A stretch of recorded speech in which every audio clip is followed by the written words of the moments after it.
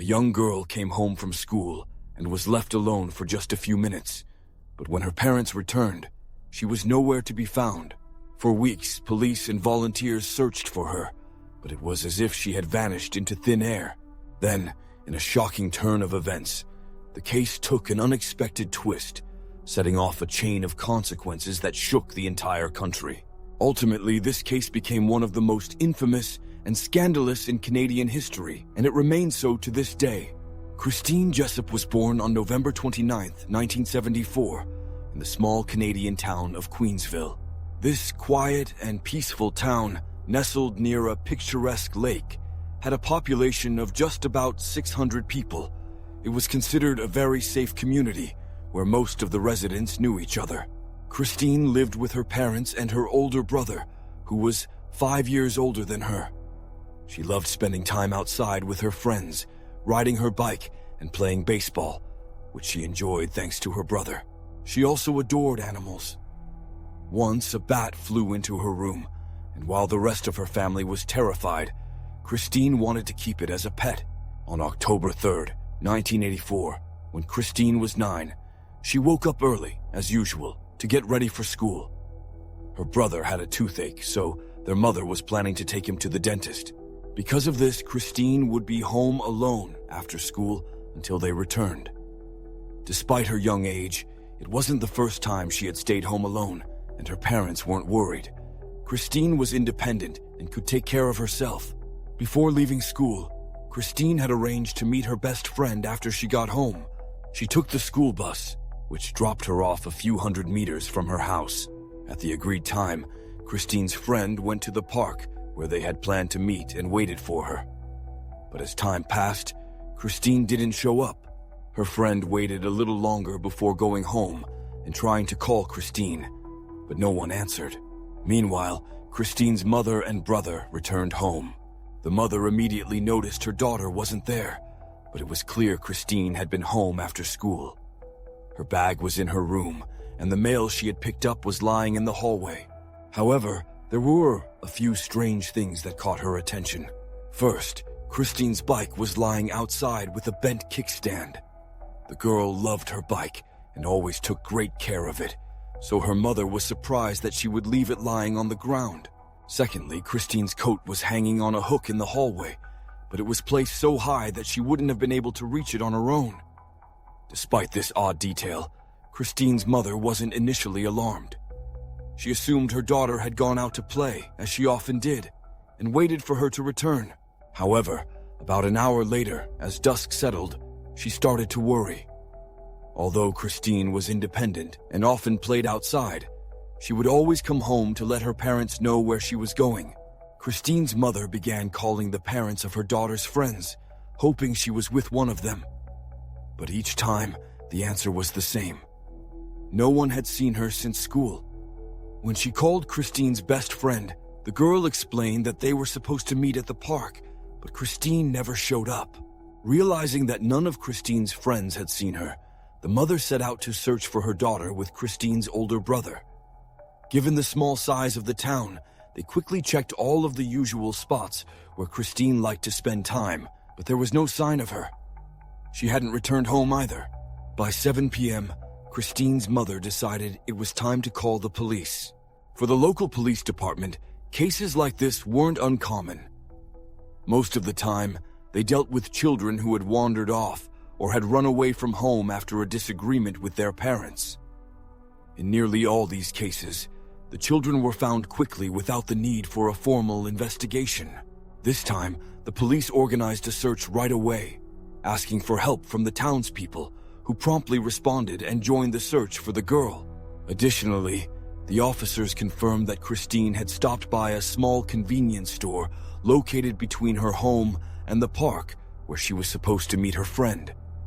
She had bought some gum, but where she went afterward remained a mystery. There were no surveillance cameras back then, so the police couldn't even establish an exact timeline. They estimated that Christine had gone to the store just a few minutes after arriving home from school. The search continued through the night, but they still found no trace of her. The next day, even more people joined the search, and the police began receiving various tips. However, None of them led to any breakthroughs. Most people reported seeing a young girl walking down the street or riding in a passing car, but no one could be certain it was Christine, and they couldn't provide any useful details. In the days that followed, the police started to suspect that they might be dealing with a possible abduction. It seemed unlikely that Christine could remain unnoticed for long, especially since everyone in the small town was aware of her disappearance. Christine's mother was adamant that her daughter would never have run away from home. Despite all their efforts, the police were still unable to find a single lead that could bring them closer to discovering the whereabouts of the missing girl. They had searched her home, but due to a lack of experience, they handled the investigation very poorly. The police barely examined some of the girl's belongings and failed to take fingerprints. Moreover, it was assumed that before the police arrived at Christine's home, dozens of neighbors and family friends had already been through the house. Even if there had been any clues, they were likely contaminated or destroyed. It's worth noting that at the time of the girl's disappearance, her father was in prison. Just a few weeks earlier, he had been sentenced to a short term for petty fraud. On the day Christine disappeared, her mother and brother had visited him after running some errands. When it became clear that the girl had most likely been abducted, her father was released from prison so that he could be with his family. He immediately joined the search for his daughter. The search went on for weeks, but every effort turned up nothing. Neither Christine nor any clues that could shed light on her disappearance. The search area gradually expanded, covering vast fields and other open areas surrounding the town, but to no avail.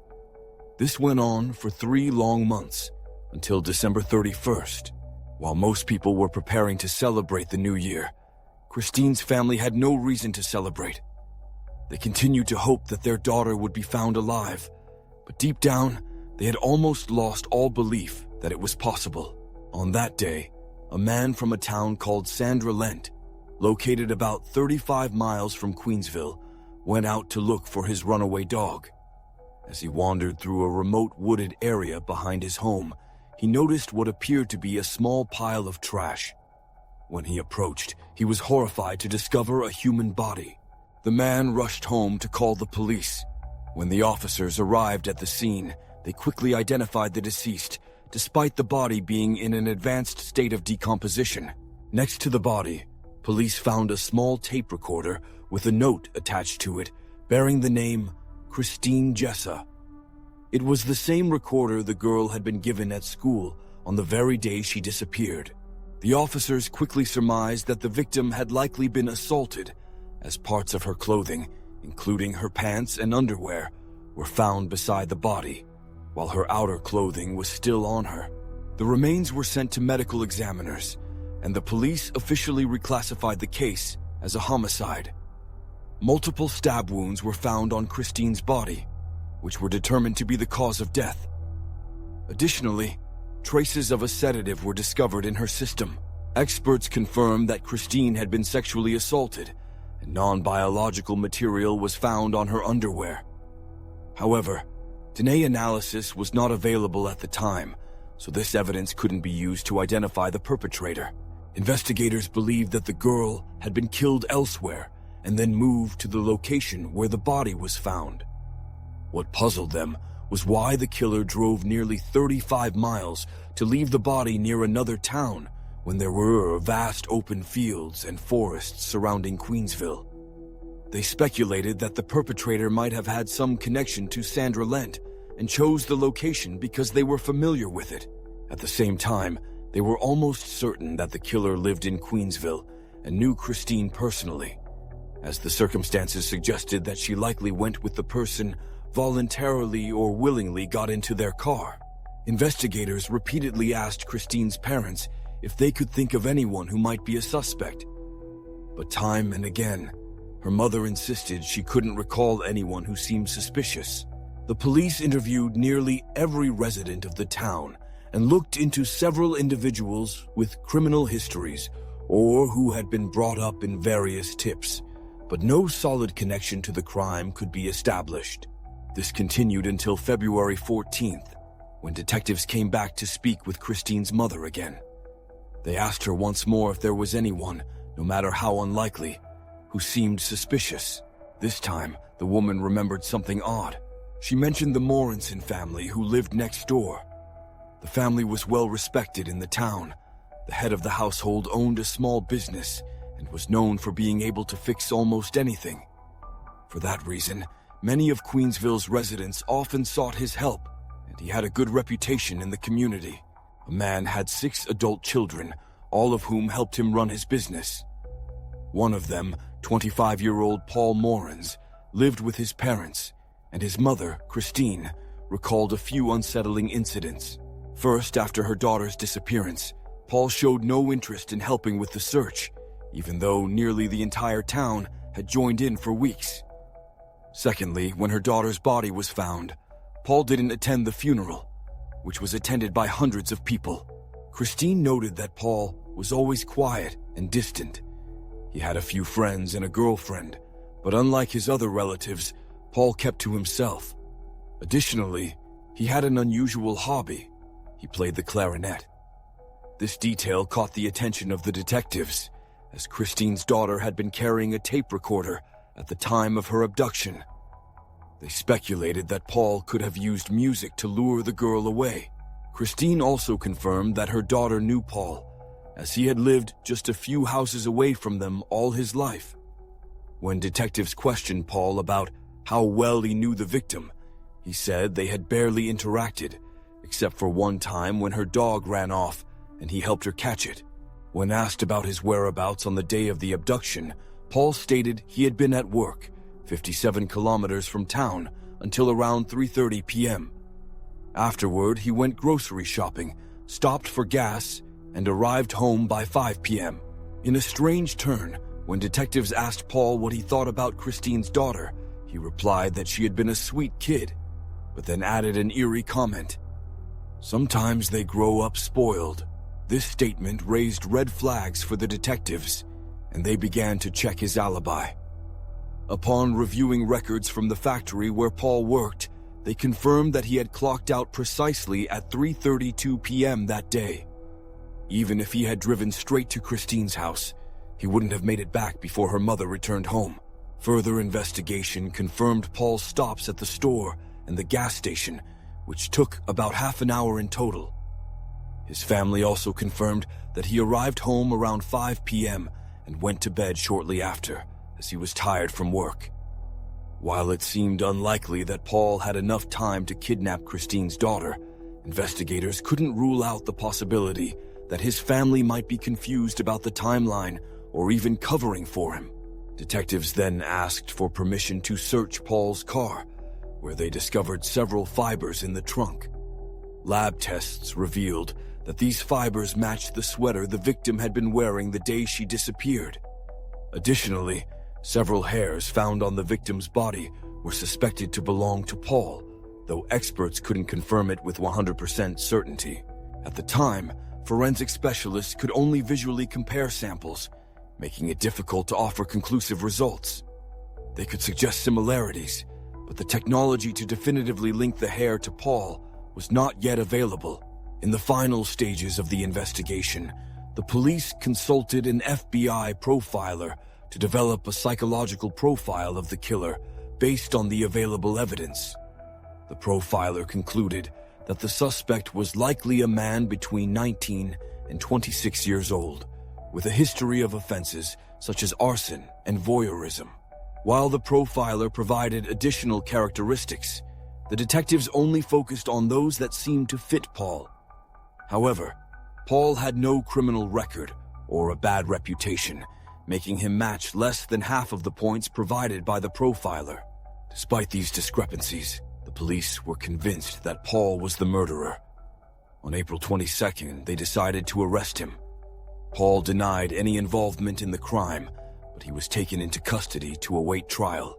Christine's parents were devastated by the thought that someone from their close-knit neighborhood could have committed such a heinous crime. However, the detectives faced a significant problem. Christine's mother had given a precise time of her return home, 4:10 p.m. She was confident in this time because she remembered checking the kitchen clock immediately upon entering the house. According to the investigation, Paul couldn't have made it to their home in time. He would have needed at least 15-20 more minutes to get there after leaving work. The police repeatedly asked Christine's mother if she was sure about the time, emphasizing that this detail was crucial. While they insisted that Paul was the killer, her testimony prevented them from definitively charging him. Eventually, Christine's mother admitted that she might have arrived home slightly later than she initially thought. For the police, that was enough. During the trial, the prosecution attempted to portray Paul as a strange loner whose behavior had long unsettled the town's residents. They also argued that Paul had enough time to abduct the victim, as her mother had returned home later than she originally claimed. As for the testimony of Paul's family members, who had confirmed his alibi, a psychologist called by the prosecution suggested that the family might be subconsciously protecting Paul, possibly without even realizing it. This psychological explanation cast doubt on their testimony. One of the key moments in the trial came when an undercover police officer testified. He had been placed in Paul's cell while Paul awaited trial. According to the officer, Paul mentioned specific details about the crime, including the cause of the victim's death. However, these details had already been reported in the newspapers, so it wasn't clear whether Paul had insider knowledge or had simply read about the case. Additionally, the undercover officer claimed that Paul had told him his favorite movie was The Shining and would frequently quote lines from the film in response to questions from other inmates. While Paul continued to insist on his innocence, the undercover officer's testimony had a significant impact on the trial's outcome. Alongside the prosecutor's various attempts to portray Paul as an openly strange and dangerous individual, these efforts only contributed to the public's negative perception of him. However, despite this, the main issue remained the weak and circumstantial evidence presented by the prosecution. In the end, the jury did not find the evidence sufficient to convict Paul. As a result, Paul was found not guilty and was released from custody right there in the courtroom. The prosecution immediately announced plans to appeal the decision, remaining steadfast in their belief in Paul's guilt. Christine's family was devastated once again. They now had to continue living just a few houses away from the man they believed was responsible for their daughter's murder. Christine's father added that ever since her death, they had been living in a nightmare, and now that nightmare was set to continue. The residents of Quincyville were also dissatisfied with the court's decision. They believed Paul was the murderer and didn't want him living in their community. Upon his return home, Paul began receiving threatening letters in his mailbox, and people even threw objects at his house. Meanwhile, the prosecution worked on the appeal.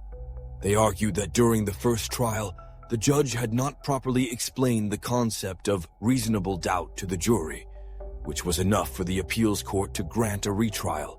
The second trial began in 1991, a few years after the original case. During the preparation for this trial, several startling facts came to light. It was discovered that the forensic experts who had claimed the fibers found in Paul's car matched the victim's sweater had actually tested fibers from a different sweater of the same color and material. Even more concerning, by the time the second trial began, much of the original evidence had disappeared, including the fibers, several hairs found on the victim's body, and even some of Christine's bones. Additionally, a cigarette butt that had been found near Christine's body had never been logged into evidence, possibly because Paul was known not to smoke. Despite all this, the second trial moved forward. This time, the prosecution's theory was that Paul saw the tape recorder in Christine's hand and began playing his clarinet to lure her closer. Hearing the music, Christine willingly approached Paul's car, after which he forced her inside, drove off, and killed her. Although this theory was notably weak, in 1992, the jury reached a unanimous decision, finding Paul guilty of murder. He was sentenced to life in prison. However, public opinion about the case had started to shift by the time the second trial concluded. While Paul had initially been painted as a strange and dangerous loner, the revelations about investigative errors led people to question his guilt. Some even began to view Paul as a victim of blatant police incompetence. Amid this growing controversy, a group of concerned citizens formed to challenge the court's decision. Under mounting public pressure, Paul's defense's attorney filed an appeal. When the appeal was accepted, Paul was granted release on bail, a highly unusual move for someone convicted of murder. Yet, this came with its own complications. The bail was set at nearly $500,000, forcing Paul's parents to put up their home as collateral to secure their son's release. The man's attorney filed a request to conduct a DNA test on the victim's underwear, where traces of biological material had been discovered. An earlier attempt to analyze the sample had been unsuccessful due to the limitations of forensic technology at the time. Experts had been unable to extract a viable genetic profile from the evidence. However, by the mid-1990s, advancements in DNA analysis allowed forensic teams to re-examine the material. This time, they succeeded in extracting a usable DNA profile. The results revealed a shocking truth. The DNA did not match the man accused of the crime. This revelation sparked outrage across Canadian society. The man had already spent a year and a half behind bars, with additional years tied up in court proceedings. His life had been ruined, all because the police had manipulated the evidence to fit their theory of his guilt rather than uncovering the truth. Finally, in January 1995, 10 years after the victim's body was discovered, all charges against the man were dropped. He was officially exonerated and became a free man. He later sued the authorities and was awarded $1.2 million in damages. Additionally, several officers involved in fabricating evidence and mismanaging the investigation faced legal consequences themselves. This case became a turning point in Canadian legal history, triggering some of the most significant reforms to prevent wrongful convictions in the future. With the man's name cleared, authorities decided to reopen the investigation into the original murder. A new team of detectives was formed to find the true culprit. Now equipped with a DNA sample from the real perpetrator, investigators focused on collecting genetic material from anyone who might have been involved in the crime. Over the next few months, they obtained DNA samples from several hundred men, but none of them were a match. Despite their efforts, the investigation hit a dead end. The case was eventually transferred to the Cold Case Division, where it has remained under periodic review. To this day, however, no new suspects have been identified. One of the main issues with the original investigation was that the first team of detectives not only lost some crucial evidence, but they also failed to conduct a thorough follow-up. They were convinced that Paul was the perpetrator and didn't consider any other suspects. Canadian media continued to cover the case, and after a major publication on the subject, journalists received several interesting tips. At least 3 different potential suspects were mentioned by various sources. One man claimed that his father had confessed to the murder of Kristen on his deathbed. Others pointed to people with questionable reputations who lived in the same area during that time. The journalists passed all this information on to the police, but authorities were unable to connect any of these individuals to the crime. In 2018, 35 years after the murder, the case was reopened with a new detective assigned. With the DNA sample from the perpetrator being the only lead, he decided to pursue the investigation using genetic genealogy. At that time, there was no company in Canada specializing in this complex and innovative approach. The detective had to secure approval and funding from his superiors to partner with a US-based company capable of conducting such analysis. After receiving the go-ahead, experts began their search for relatives of the suspect using available DNA databases. They eventually found several distant relatives connected to the suspect's DNA. However, tracing their family history could take years. To streamline the process, the experts focused on specific branches of these distant relatives' genealogies, narrowing down the search. They estimated that about 400 people's family trees would need to be mapped out to identify the owner of the DNA sample. Armed with this information, the detective reached out to a Canadian colleague with extensive experience in genetic genealogy. This colleague agreed to assist and began reconstructing the family trees of these individuals. To maintain objectivity, the genealogist chose not to share any information directly with the detective. This ensured that the detective wouldn't form biased theories about the possible involvement of any particular individual. The genealogist and their team worked meticulously for 8 months, analyzing various family lines until they zeroed in on one in particular. This lineage traced back to a man born in 1840, and they examined hundreds of his descendants. In October 2020, they identified a specific family and honed in on one name that matched all the criteria for the most likely suspect: Calvin Hoover. When the detective first heard about Hoover, he was unfamiliar with the name. Hoover had not appeared in any case files or among the thousands of leads gathered over the 3 decades since the crime. As the detective began looking into this man, he uncovered a surprising discovery. It turned out that Hoover was one of the closest friends of Kristen's family. At the time of her murder, he was 28 years old, living in Pennsylvania with his wife and children. Kristen's parents were close friends with Hoover and his family, and at one point Hoover was even listed as an emergency contact for them. Just days before the tragic incident, Kristen's mother had visited Hoover's home. During that visit, she mentioned to his wife that she planned to visit her husband in prison with their son after a dental appointment, but she would not bring Kristen because the girl was still too young for such a setting. This meant that Hoover's wife was aware that Kristen would be home alone at a specific time on a specific day, and Hoover, who was also at home, could have overheard this information. Kristen knew Hoover well and would not have hesitated to follow him or get into his car, as he was a trusted family friend. This raised a troubling question for the detective. Why hadn't Hoover's name come up during the original investigation if he was so close to the family? Further digging revealed an interesting fact. Back then, the police had spoken to Hoover's wife, who claimed she was not home at the time of Kristen's disappearance, but added that her husband was there, taking care of their young children. The police seemingly accepted this statement as Hoover's alibi and did not bother to question him directly. This left a troubling possibility. Hoover could have committed the crime, but proving his guilt would be a significant challenge.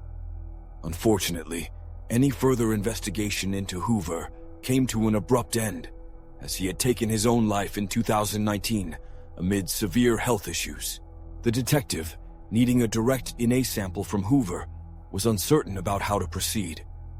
In cases of death, investigations like this weren't always possible. Even if the body had been preserved for examination, it was doubtful that any biological samples would still be viable after 5 years. However, luck was on his side when he reached out to the medical examiners who had handled Hoover's body. They informed him that they still had 2 vials of Hoover's blood stored. These samples were sent to the lab, where experts extracted Hoover's DNA and compared it to the murderer's profile. The results were a perfect match. Hoover was confirmed as the killer. Kristen's parents were stunned by the revelation. For all those years, they had never even considered that Hoover, their trusted family friend, could be the one responsible. They were also frustrated that he had lived out his life with his family and children without ever facing justice for his actions. Hoover's relatives were equally shocked when the police informed them of his involvement. His wife, in particular, claimed she had never once suspected that her husband had any connection to Kristen's disappearance. As for Paul, the man previously accused of the crime, he remarked that discovering the real murderer didn't change much for him. He had spent nearly 10 years caught up in prison and court trials, and even after being exonerated, many people still believed he was guilty. He added that the years of fear and stress had never left him and continued to haunt him. This case, he said, had not only ruined Kristen's life, but had also destroyed his own. Share your thoughts on this story in the comments below, and don't forget to like this video if you found it interesting. Thanks for watching.